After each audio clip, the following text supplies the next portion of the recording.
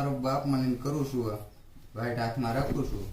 જો મારો દાદો હાસો હોય અને મારું કાંડું પકડ્યું હોય તો 8 દીની માલપા એ કણબાની બાયડીને બધાને ધાંધણીઓ ધુણાઈ દે. આજ રવિવાર છે, આવતા રવિવાર સુધી મારી ચમત્કાર બતાવવો પડે. જો દાદો મારી ભેરો હોય ને, મારું કાંડું રહેલું હોય ને, તો અને જે હોય એમ કહેશે કે દાદો તારી ભેરો છે, દાદો તારી ભેરો છે. જો મારી ભેરો હોય ને તો આ દાદો મારો ખાસ બતાવે.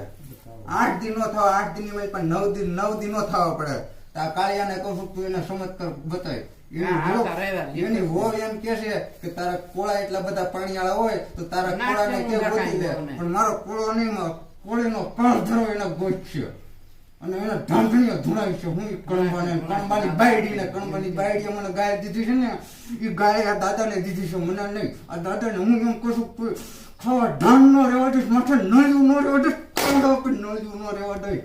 જો હાસા દેશ ને હાસા મનથી તે માયનો હોય ને તો તું એને મેળતો નહીં. કણબાની બાયડીને મકવાના કુળનો છોકરો ભલે છે, છોકરાનું કાંડું જાય ને તો કરી બતાય તું.